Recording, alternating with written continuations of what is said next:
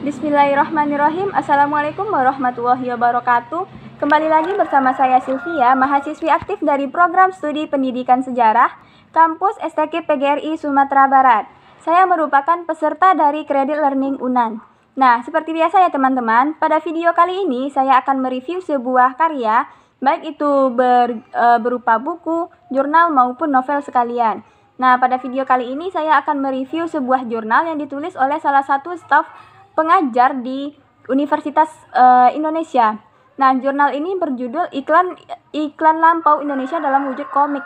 Nah, jurnal ini ditulis oleh Zefri Al-Katiri dengan volume 7 nomor 1. Jurnal ini merupakan terbitan tahun 2005, yaitu bulan April. Nah, di dalam jurnal ini kita akan membahas tentang bagaimana sih penggunaan komik sebagai media iklan pada masa itu dan bagaimana perkembangannya, bagaimana perkembangan dari komik ini pada tahun 1940-an sampai 1960-an. Nah, itu teman-teman tidak asing lagi dengan komik. Nah, komik itu benar bahwa komik itu merupakan bentuk cerita bergambar yang menarik dan mudah dipahami. Maksudnya di sini ceritanya ini bergambar sehingga kita itu tidak monoton untuk membacanya. Nah, ternyata komik ini telah digunakan oleh para produsen pada kala itu untuk media promosi produk yang dia gunakan, baik itu promosi obat-obatan, produk makanan, dan lain sebagainya. Nah, komik ini mulai berkembang di Indonesia pada tahun 1930-an, namun ini sifatnya masih ditulis di majalah ataupun media cetak seperti koran, belum dibukukan. Namun telah dibukukan sekitaran tahun 1950-an. Nah, ternyata komik ini telah dimanfaatkan sebagai media iklan. Nah, teman-teman tentu memahami iklan. Iklan itu merupakan sebuah sistem informasi atau promosi produk kita kepada konsumen gitu.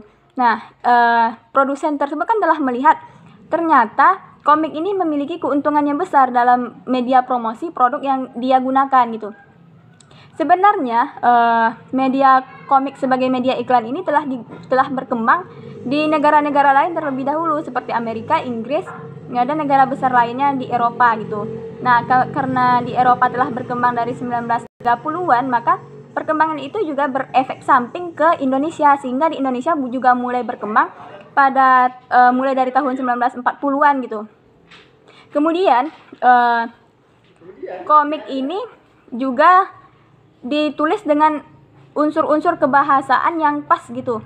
Nah, di sini para penulis itu memperhatikan bagaimana unsur kebahasannya itu mudah dipahami dan menarik, serta dilengkapi dengan grafis atau dengan desain-desain dan gambar-gambar yang sesuai dengan produk yang ia promosikan gitu.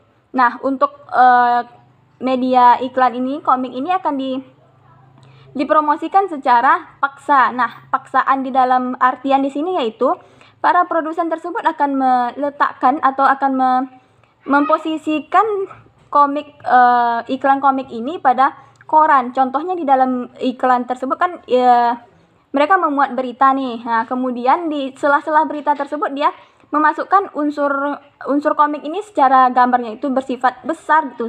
Sehingga mau nggak mau masyarakat atau para pencinta koran atau para pembaca tersebut akan membaca, dan tujuan lain itu tidak hanya untuk membaca, mereka tertarik untuk menggunakan produk itu gitu. Kemudian produk yang dia iklankan itu sifatnya kausalitas atau sebab akibat gitu. Ia menunjukkan sebab, kemudian dia memberikan solusi dengan produk yang ia tawarkan gitu. Kemudian media komik yang digunakan pada masa itu bersifat komik strip. Komik strip ini maksudnya yaitu cuma menggunakan satu kotak dan belum dibukukan gitu. Sifatnya itu sederhana namun menarik di dalam artian gini, dia cuma menggunakan satu kotak dengan maksud tujuan promosinya itu nyampe gitu. Nah, kemudian di masa ini juga telah berkembang dan mereka telah memperhatikan unsur kebahasaan yang seperti saya jelaskan tadi. Nah, kemudian pada masa itu juga komik ini mendapat dukungan yang baik. Dalam artian di sini masyarakat tertarik untuk membaca komik ini, sehingga produsen tersebut suka dengan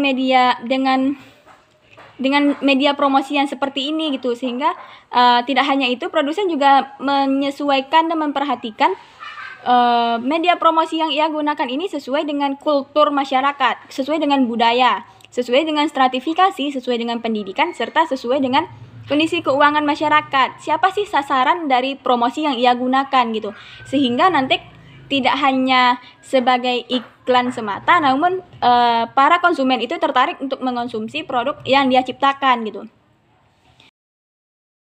Yang digunakan ini seperti yang saya jelaskan tadi, yaitu berbentuk komik strip, yaitu komik yang cuma memusatkan perhatian itu pada satu pesan yang dituju gitu. Nah, dalam artian di sini komik yang dibentuk itu bersifat singkat, cepat, sederhana, dan lugas dalam penampilannya. Dalam artian penampilannya itu tidak terlalu ribet gitu.